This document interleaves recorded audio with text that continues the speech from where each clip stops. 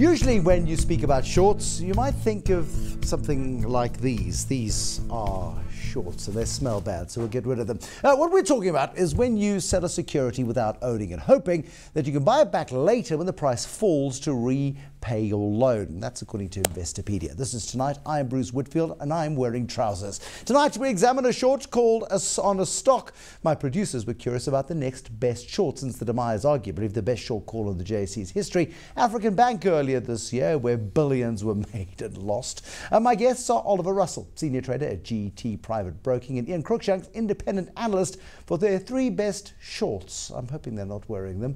To make a short story short, Oliver, is it wise to go short in a market as volatile? I mean, I suppose volatility is a great time to go short in a market like the JSE. Yeah, I mean, being short is a difficult game. I think a lot of it is psychological, because if you look at equity markets over the last couple of years, they've just trended to go higher. So it is it's a difficult position to put on, but as long as you have the justification for it, I think it's definitely warranted in the market. Okay, I want to find out what the justification would be and how then you select a short in a market where, Ian Cruickshanks, shares have been going up. And going up and going up in perpetuity. It feels like it anyway. We saw the market bottom out in 2009 at about 17,000, 18,000 or thereabouts. Hit 53,000 on the all share, pulled back quite significantly in recent weeks to close to 47,000, back to 50,000 once again. Are you a brave enough man to call a short on a share? Yes. Oh, very good. Yes. And have you made any money out of calling shorts? Not recently. You want honest reply. But what I think we have to say is, you know, just look at the economy. Look at the Eskom disaster, debacle, let's call it, because that's what it is.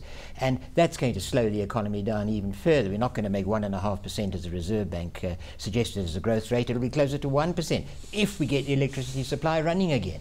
And I think in addition to that, the market has been anticipating too much and keeping going at a robust level. The Rand has supported most of that upward movement we've had, thanks to the foreign exchange earners. But outside those, I think that the market in some areas is unjustifiably high. You just look at the lack of confidence amongst the corporate and consumer sector, and I think there are some stocks which have gone too far too fast. And I would want to know what stocks have gone too far too fast and which ones you would be shorting in this market. But Oliver, talk about the circumstances being right to put a short on. What circumstances would those be? Yeah, Bruce, you know, it's always difficult to pinpoint it exactly, but you know, that's like you say, when a stock has run too hard. A lot of people base shorts off technical analysis. Other people base it off, you know, pure fundamentals, so something like an African Bank. I think the important thing to think or to know about shorts is the intention of why shorts were created in the market is not just, oh, well, that's gone higher, I need to sell now. It's more to hedge one's risk in any market. So you use that short to kind of give yourself a certain degree of protection in the market. So it's not why would you protect? What would you be protecting against? Well, you know, you protect yourself against unforeseen circumstances, black swan events, you know, things like that. Certainly if you've got, say for instance, the only stock you hold in one's portfolio is Wilson and Bailey Homes. You know, obviously your wealth is tied quite closely to what happens there. So what you might look at doing is, if you do have results coming out, you might hedge a portion of your position to just give yourself that degree of protective. Oh, okay. I mean, but Ian Cruickshanks is saying that the market is overvalued. People have been saying this for the last 3.5, 4 years probably. This is crazy. The JSE just hit 40,000. Oh, 45,000. It couldn't possibly go higher. Do you know the all-share index hit 50,000? Hit 53. And then suddenly, the bubble doesn't burst, but a couple of the little bubbles do start popping as the world economy hits a bit of a speed wobble. Then Janet Yellen suggests that she'll keep rates low for longer, and everybody comes back as if there's no tomorrow.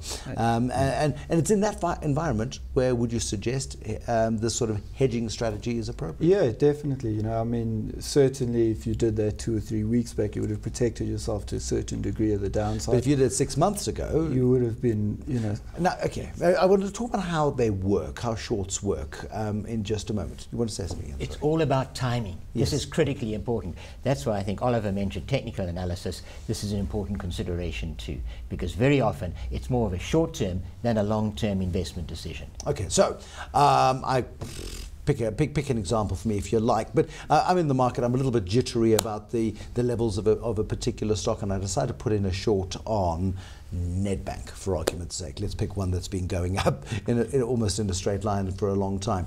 I want to put a short on Nedbank. How would I do that? Cool. You could phone one of your brokers. So, for instance, we obviously so I phone you. I say, Oliver, I'd like to put a short in on Nedbank, please. Okay. So then you'd phone us. Basically, we would say, okay, well, fantastic. What kind of level are you looking to go short? How much exposure? Nedbank's trading at the moment, what level? 240. 240. Yeah. Let's say it's trading at 240, hypothetically, and I want to put in a short. Where might I put in a short? Yeah, so you could say to me, Oliver, I want to go short Nedbank at current levels. So I would say, okay, great. So we looking to sell. So obviously we would sell, let's say, R1 million nominal exposure, which would equate to about 4,000 shares. Okay, so you would then be short 4,000 Nedbank shares, with the hope that obviously the share price would go lower. By when? Well, it depends. If you take a single stock futures contract, you've got 3 months that rollover that takes place. If you take a CFD, then you'd still perpetuity. Okay, but let's say I take a warrant and I go up until, and in 3 months' time, the share price is now 250 Rand. How much have I lost? If you went short at 230, you've got 20 Rand in difference, so you would have lost 10% roughly of your capital. So I've lost 100,000 bucks. You've lost 100,000 Rand. Kaboom. Plus, but you also receive interest on your short, so that's a marginal amount. Yeah, I'm not sure it's going to make the biggest difference to me. So it's high risk, Jan Cruickshanks. Yes, and you have to put up the capital to cover it. Yes. So it's not as if it's a free ride. Okay, so I've got to put up the capital to cover it. I'm taking risk. So tell me which companies you would be shorting right now. One I would think of is Pick and Pay. And the reason is that not that there's a fundamental problem with the company, in that I think it's been overvalued for too long, at too high a level. I think that consumer confidence is waning. I think that we're heading for a difficult year ahead, and I think that this Christmas the retail sales are going to underperform expectations. That's an interesting one, but you would take a contract for difference on this one. You would take a CFD because you'd want to roll this thing in perpetuity, wouldn't you? No, wouldn't you? No. So I just think term. at a PE of about 34 or something like that, it's too high. It's got to come back. A dividend yield of 0 point very little. And I think that means it's unfairly valued in the market. When I say unreasonably valued. But it's been unreasonably valued for a long time. And that's the problem. People have been buying the Richard Brasher turnaround story, you see. Yes. And having met him, I'm convinced that he's the right person for the job. But I think that the odds he's facing, the fundamentals, are against him. What do you make? What do you make of Ian Cruickshanks short on Pick and Pay? Yeah, you know, I find it difficult, certainly in a momentum market, which we do find ourselves in, to be short momentum stocks like Pick and Pay. Today might be the opportune time to put that trade on, but like you say, 6 months ago, you know, you would still be caught. Pick and Pay. What else have you got in your short drawer? An old favourite hate, Sappi. Yes. I knew you'd you like and that David one. Shapiro need to get over yourselves. Exactly. They can't get it right. They prove they can't get it right. It's in a market which is shrinking. You know, the fundamental story is very much against it. And I was just looking at where it's traded this year, between 20 and 29 Rand, and it's at the low end at 22 Rand of the range. How about but I Telkom? can't see it recovering. How about Telkom? Telkom trades at a range almost reliably between 50 and 60 bucks. Might you put a short on Telkom? Short term. It's a good trading stock. Yeah. Now, that's not an investment decision, short-term trading. And I think yes, sell it if and when it's around 60 and buy it back if and when it's around 50. What about you, Oliver? Where are you going on shorts? I'm going to go with the gold stocks. Interesting one, because the gold price has pulled back quite dramatically. It's around 1150 to 1180. It's trading in that sort of range at the moment. Quite a lot of speculation. We could see gold plummet all the way to 1,000 as this kind of uneasy certainty appears in the world. Yes. Yeah, definitely. I mean, I just think that the fundamentals are completely against a lot of the gold stocks. If you do want gold exposure, you could just buy the ETF, the new gold ETF. Production costs, you know, the same story which has been plaguing these guys for many years now. But if you put a short in recently on Anglo Gold Ashanti, you would have got burned so badly, because Anglo Gold Ashanti dipped close to 90 bucks, then came out with quarterly results, asset sales on the table after the last strategy was shot down by shareholders, and suddenly stock shoots up 10% in a single day. Yeah. That's the risk, isn't it? No, of course, and I think exactly a lot of the offshore guys must have had shorts out there. All of a sudden the production numbers beat expectation. oh well, everyone's starting to buy back their stock now. So, you know, hence the 10 or 15% move that you do see. Okay, gold shares. You dislike enough to short. What else might you short? Would you go for pick and pay at the moment? Yeah, I'd go for pick and pay at the moment. Would you go for Sappi at the moment? Sappi also, fundamentally. Okay. Telkom? Telkom I wouldn't, but maybe Eskom if it was listed. Agreed. I was waiting for that opportunity. Regrettably, they're not going to give us the pleasure. What else might be on your list? Yeah, I mean, it's pretty much, I think I'd be short the Rand also. You know, How do you short the Rand? Well, you would have to take a futures contract on that. So you'd have to go buy dollars against the Rand. So, but it's quite difficult, exchange control restrictions, etc. All right, so give me one that's easier then.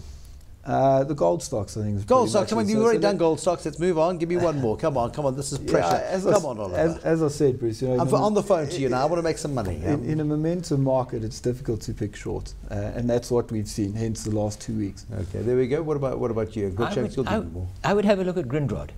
Not that there's something wrong with the company, but I still sell something wrong. Something's wrong. Why did Bidvest pull back out of the merger with their financial services group and the Bidvest Financial Services Group? It seemed like such a good deal. Because between Bidvest Bank and Grindrod Bank? Yes. Okay, so Grindrod you might short? And I just wonder if they've discovered a skeleton there that they don't want to talk about, or that they just say there's a future that's not as bright as they thought it was going to be. Short term, I would say that it's got to come back a bit more. It's at towards the lower end of its trading range, but nevertheless, I think that financial services are not going to do as well as had been anticipated in the next quarter or so. PPC? Yes. Sure. Also a difficult one, Bruce. I haven't looked at it enough to be short at it. HCI? Yeah, I think they've got results coming at the end of the month. So who will present them? Yeah, exactly. Well, that's if any a good enough reason to be short. I mean, it's an interesting market. Thank you both for coming in and thank you for sharing your ideas on shorts. Oliver Russell, wearing trousers, senior trader GT Private Broking, and the man who knows the long and the short of the JSE, the independent analyst Ian Cruickshanks. Thank you for watching. We'll have more calls tomorrow in trousers. Till then, good night and goodbye.